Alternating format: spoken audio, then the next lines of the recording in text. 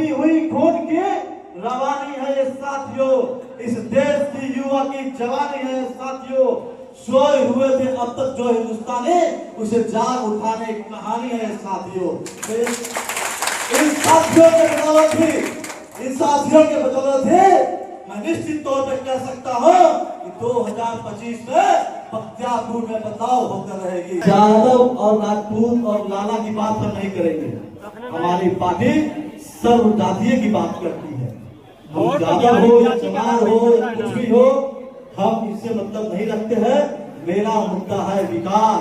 विकास में बिहार विधानसभा के सदन में वो बख्तियारपुर के लिए कुछ नहीं मांगे साथियों, केवल मांगते हैं तो बैंकों से बड़े बड़े ट्रक, क्यों कि मट्टी काट सके, बालू काट सके।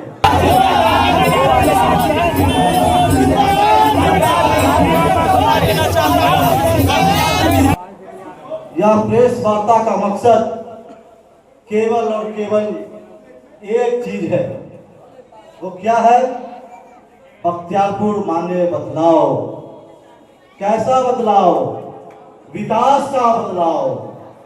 बख्तियारपुर आजादी के बाद भी इतनी बेरहम स्थिति में बख्तियारपुर को छोड़ दिया है जंगल राज के कुछ राजनेताओं ने, कि आज भी बख्तियारपुर मुझे लगता है कि 239 विधानसभा में सबसे पिछड़ा विधानसभा होगा।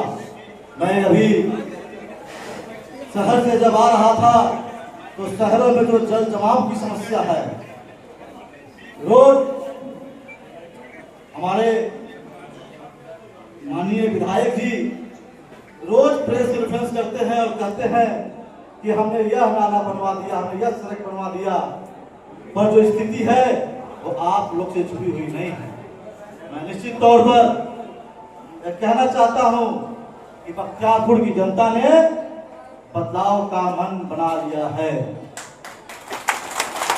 2025 में बख्तियारपुर जरूर बदलाव करेगा और भारतीय जनता पार्टी के किसी भी उम्मीदवार जो भारतीय जनता पार्टी को जो उचित लगे पर जीतेगा तो भारतीय जनता पार्टी ही। हमारे विधायक केवल मट्टी और बालू में बिजी रहते हैं, उनकी गांव की दुर्दशा का जानकारी नहीं है, उनको सड़क की दुर्दशा की जानकारी नहीं है, हमारी महिलाओं की दुर्दशा की जानकारी नहीं है, हमारे नवयुवक साथियों का दुर्दशा का स्थिति नहीं है, हमारे अस्पताल का जो दुर्दशा है उनकी कोई जानकारी नहीं है, उन्हें कोई मतलब ही नहीं है। उनका केवल और केवल अपना विकास मतलब है।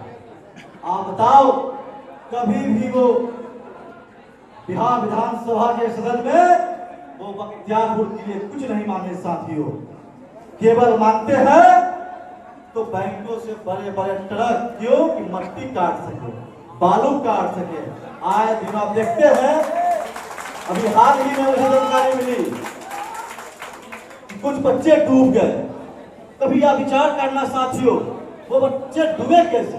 अगर आप किसी जमीन की मिट्टी को काट दोगे, गहराई ज्यादा हो जाएगा, तो स्वाभाविक सी बात है उसमें बच्चे अगर जाएंगे नहाने तो डूब के उनकी प्राण चली जाएगी। पर इस बख्तियारपुर के विधायक को इससे मतलब नहीं है साथियों। बख्तियारपुर अपने आप में ऐतिहासिक शहर रहा है, दक्षिण और उत्तर को जोड़ने वाला एकमात्र कड़ी है साथियों। मैं आपको निश्चित तौर पर विश्वास दिलाना चाहता हूं कि यदि भारतीय जनता पार्टी यदि हम पर विश्वास करती है, यदि हमको टिकट देने के लिए आश्वस्त करती है, तो मैं निश्चित तौर पर आपके बीच आऊंगा और सबसे पहला काम युवाओं का पलायन को रोकेंगे। दूसरी काम, कोई कितना बड़ा विधायक क्यों ना हो, कोई कितना बड़ा माफिया क्यों ना हो, अब बख्तियारपुर में माफियागिरी और दलाली नहीं चलने देंगे। और यह मैं अपने दम पे नहीं कह रहा हूँ, ये हॉल में जितने आप देखिए पिछले 6 घंटा से बख्तियारपुर के बदलाव के लिए हमारे न केवल नवयुवक बल्कि बुजुर्ग भी हमारे साथ, यह हॉल जो है गवाह के रूप में रहेगा कि आने वाले विधानसभा चुनाव में बख्तियारपुर में बदलाव होकर रहेगा। साथियों, मैं ये भी कहना चाहता हूँ, इतनी दुर्दशा बख्तियारपुर विधानसभा की इन लोगों ने कर दी है कि मुझसे देखा नहीं गया। मैं जब सुप्रीम कोर्ट की लॉबी में बैठा हुआ था तो लॉबी में प्रचार चल रहा था, न्यूज आ रही थी कि बाढ़ में बिहार में भयंकर बाढ़ आ गई है। और खासकर जब हमने क्षेत्रों का नाम सुने, चिरैया, महाजी, कला दियारा, रूपस, मेरा सीना जो है रोक गया। मैं उसी दिन प्रण लिया कि अब मेरी धरती की सेवा करने की जरूरत आ गई है। मैंने अपने एक साथी से कहा कि श्रीमान, अब मुझे अपने गांव वापस जाना है। मैं इस तरीके से बख्तियारपुर की जनता को बाढ़ में डूबते हुए नहीं देख सकता है। अगर 100-200 आदमी को जो लालू रोशन और राशन चलाने का काम करते हैं, 100-200 खिलाने से परिवर्तन नहीं आएगा। परिवर्तन कैसे आएगा? यह हॉल सभागार में उपस्थित एक लोग गवाह है कि अब बदलाव की घड़ी आ गई है। आ गई है कि नहीं आ गई है? आ गई है कि नहीं आ गई है? मैं अपने युवाओं के लिए शेयर करना चाहता हूँ, उबलती हुई खून की रवानी है ये साथियों, उबलती हुई खून की रवानी है ये साथियों। इस देश की युवा की जवानी है ये साथियों। सोए हुए थे अब तक जो हिंदुस्तानी, उसे जाग उठाने की कहानी है ये साथियों।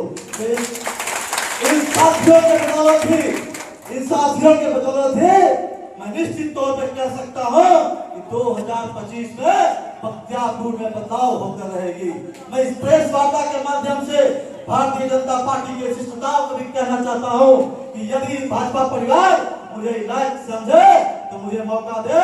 मैं निश्चित ही बख्तियारपुर में जो समस्या है, मैं अभी कल से मैं रोज प्रतिदिन मेरा दौरा रहेगा और जो जनता की समस्या का दौरा रहेगा। मैं एक एक समस्याओं को नोट करूंगा, एक एक पंचायत में जाकर समस्याओं को नोट कर अपने शिष्टताओं तक पहुंचाने का काम करूंगा।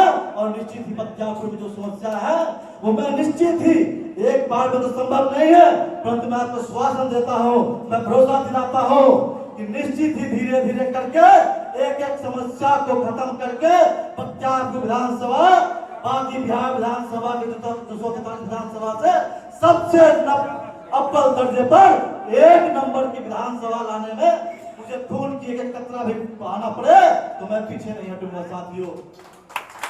काफी समय हो गया है, मैं ज्यादा समय नहीं लूंगा।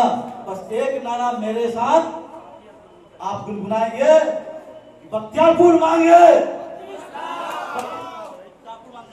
बख्तियारपुर मांगे, बख्तियारपुर मांगे, बख्तियारपुर मांगे।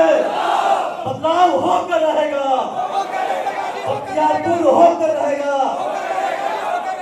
धन्यवाद।